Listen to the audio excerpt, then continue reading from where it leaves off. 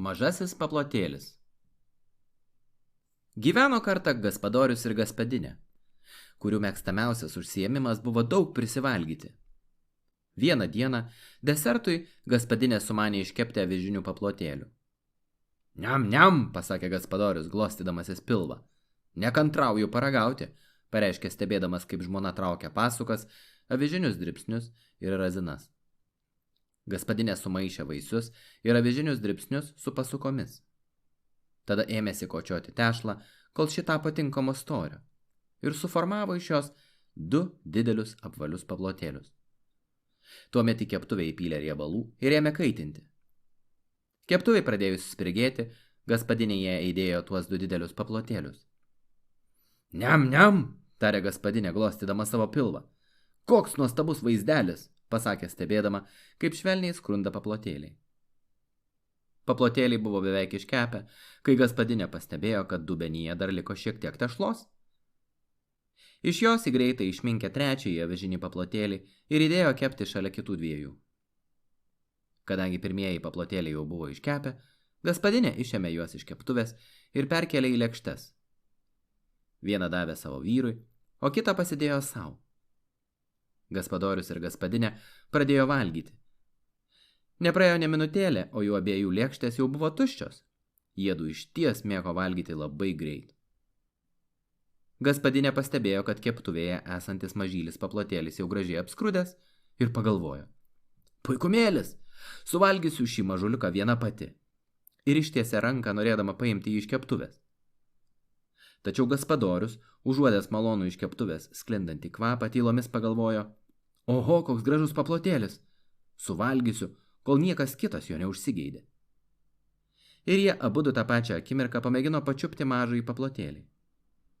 Jiems užkliudžius keptuvę, ši ėmė svyruoti. Slidinėdamas nuo vieno keptuvės šono prie kito, mažasis paplotėlis pagalvojo. Tik pažvelkite į tuos gobšuolius. Juk jie ką tik suvalgė po didelį paplotėlį. Jiems nereikia tokio mažylio kaip aš.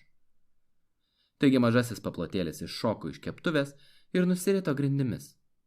Gaspadorius su gaspadinė pasileido paskui. Bam! Bandydami sugauti paplotėlį, jie atsitrenkė vienas į kitą ir parkrito. Mažasis paplotėlis išriedėjo iš jų namo ir garsiai uždainavo. Aš, mažasis paplotėlis, iš keptuvės išriedėjau, kad tik kuo greičiau pabėgčiau. Mažasis paplotėlis nuriedėjo kaimelio gatve ir sustojo prie batsiuvio dirbtuvių. Tuo metu stambusis batsiuvys darbavosi prie durų. Pasilenkęs virš kurpalio, kalė naujiems auliniams batams padus. Išgirdęs bruzdesį pakėlė galvą. Pamatęs, kad link jo rieda mažasis paplotėlis, batsiuvys pamanė. Oho, koks gražus paplotėlis, norėčiau tokį sukirsti pusryčiams. Tačiau paplotėlis, pamatęs batsiuvį, pagalvojo.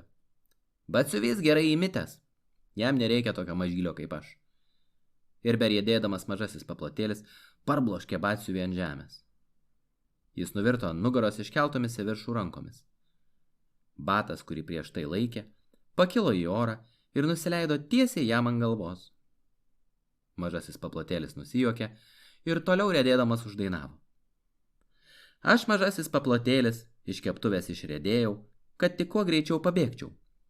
Nuo gaspadorių godžių, o dabar ir nuo tavęs, nes nereikia tau manęs. Kiek tolėliau, gatvės gale, prie lango sėdėjo mergina. Ji vijo vilnonių siūlų kamuoliuką. Pamačiusi riedantį paplotėlį, apsilaižė lūpas ir pagalvojo. Oho, kaip norėčiau tokį sukrimsti pietums.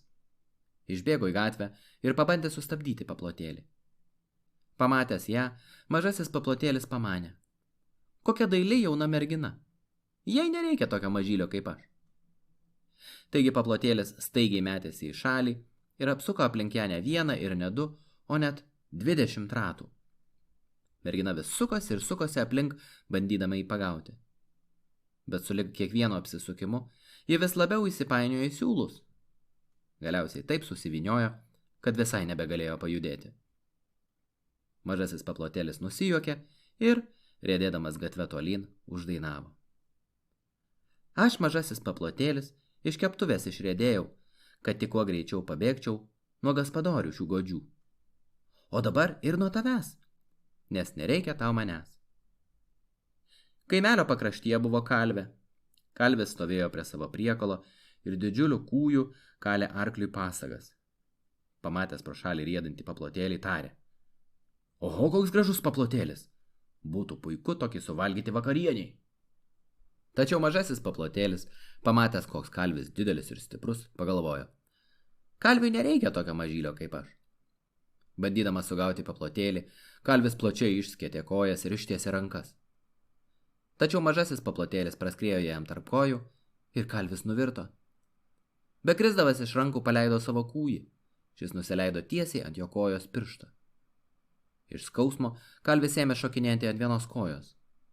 Mažasis paplotėlis tiesiog nusijuokė ir sušuko jam: Aš, mažasis paplotėlis, iš keptuvės išriedėjau, kad tik kuo greičiau pabėgčiau nuo gaspadorių godžių. O dabar ir nuo tavęs, nes nereikia tau manęs. Tuomet mažasis paplotėlis nuriedėjo link miško. Pamiškėje 2 vargšai vaikai nešėsi krepšį. Jie rinko uogas, nes namuose neturėjo ką valgyti. Ir mažasis paplotėlis išvydęs alkanus vaikus pamanė: Tik pažvelkite į tuos 2 vargšelius. Jie tikrai norėtų suvalgyti mažą avižinį paplotėlį. Mažasis paplotėlis sušuko jiems: Aš, mažasis paplotėlis, iš keptuvės išriedėjau, kad tik kuo greičiau pabėgčiau nuo gaspadorių godžių. Ir nuo batsiuvio, vijikės ir nuo kalvio. Bet nuo jų 2 vaikai aš nepabėgsiu, nes žinau, kad jų 2 aš tikrai praversiu. Taip pasakęs, mažasis paplotėlis įšoko į jų krepšį. Vaikai parsinešė jį namo ir tą vakarą mėgavosi, valgydami mažąjį paplotėlį vakarienį.